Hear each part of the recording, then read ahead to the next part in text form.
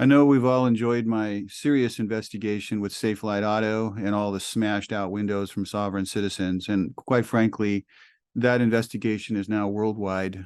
We've looked at, well, worldwide's a little bit of an overstatement, but we did do several countries. I've scanned the web trying to find every kind of smashed out window I could find. Kind of ran into a dead end there.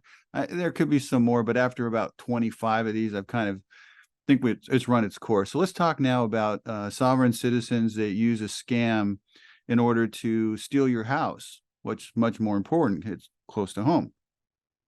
One of them is for a NASCAR driver. I have a client that's a NASCAR driver, and they lead a very unusual life, to say the least. And this guy had a $16 million palatial estate, and he had some uninvited guests. And the scam is pretty much the same. I'll show you another one in Newark, New Jersey. The scam works like this. They prepare bullshit looking documents with bullshit seals. The seal has been disappeared, and I'm not talking about the clapping seal. I'm talking about the actual wax seal. Now, back in the old days, it was considered a more official act to have a seal on it made of wax. In each county throughout the country, they have recorders' offices that record documents. And a non-conforming document can't get recorded usually. In fact, and recording a false document is a felony. I had a case involving the Real Housewives of Orange County where I got a lien, a deed of trust on property legally removed, invalidated essentially, except now it became an unsecured lien. I wiped out all their claims as well. I won the case, but it was a trial.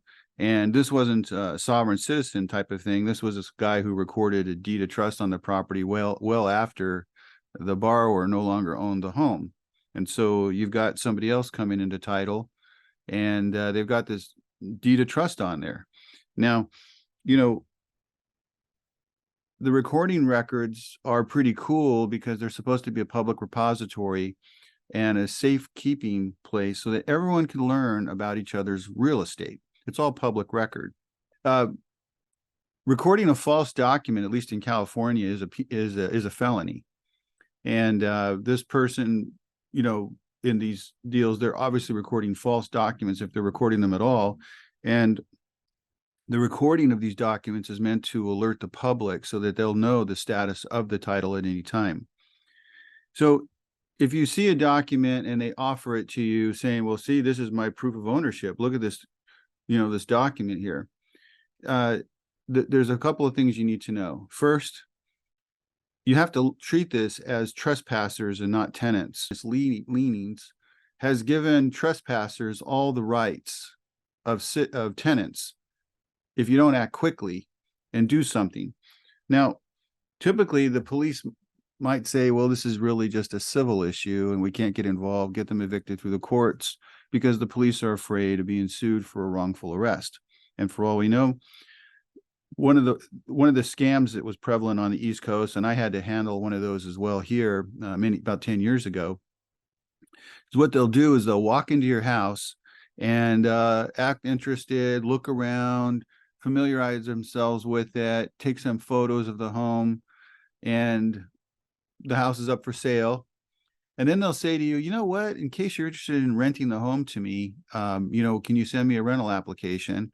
And if you're doing that, they're going to fill out the rental application. They're going to sign a lease that's made up. Okay. And then they're going to provide some bullshit, $200 or $300 deposit that they say they mailed to you. As soon as they do all that crap, the police are in a quandary because it looks like it could have been a real legit landlord-tenant situation. And now they're squatters that you have to evict. And evictions in California are not an easy trick. Okay. So how do you protect yourself? Well, any house that's up for sale is fair game for a lot of them, especially if the house is just sitting empty.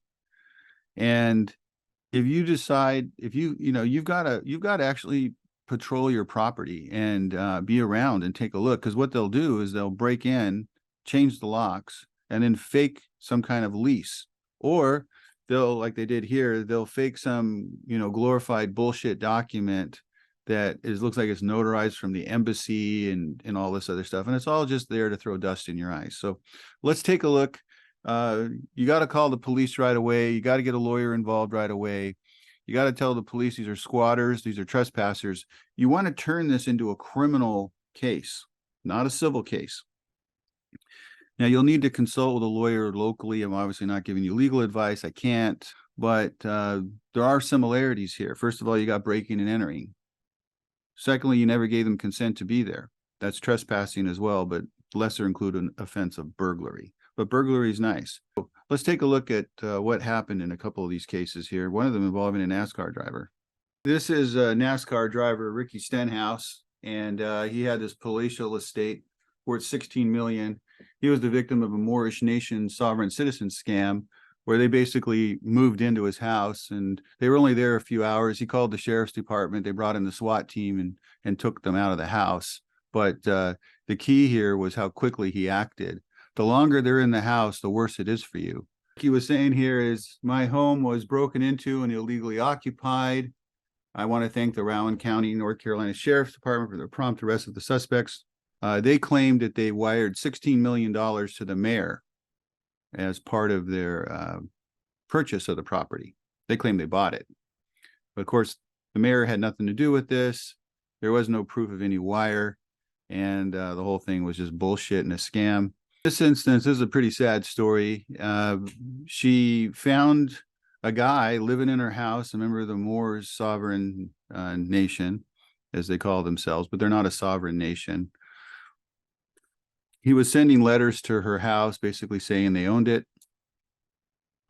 When he got into the house, she called the police right away because she realized her key wasn't working because the guy broke in, changed the locks. Says he was charged with criminal mischief, burglary, criminal trespass, and making terroristic threats. Looks like they're saying they're going to take the case to the grand jury.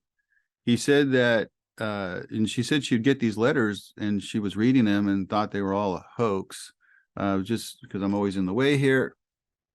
She says they were consular letterhead using the name Lena Pekhoning of the Al Moroccan Empire at New Jersey State Republic. And I think he claimed that he was some consul or some ambassador. I can't remember now, whatever the fuck he's claiming. But this is, you know, a complete scam. And, you know, she's a victim here completely. I mean, this is her house. She bought her house. And I can only imagine how she felt coming home and then seeing, you know, two men inside her home, just basically like, what the hell do you want? As far as we're concerned, this is ours. Yeah, so he referred to himself as the consul general to the United States in China as the Al Moroccan, as a member of the Al Moroccan consulate. Here's the police officer who did a nice job in responding to the call, and shout out to them, and to also Miss Little, who got her house back right away. This is just really horrible. I mean, they're basically trying to move in, claim they own the house, and live there for free.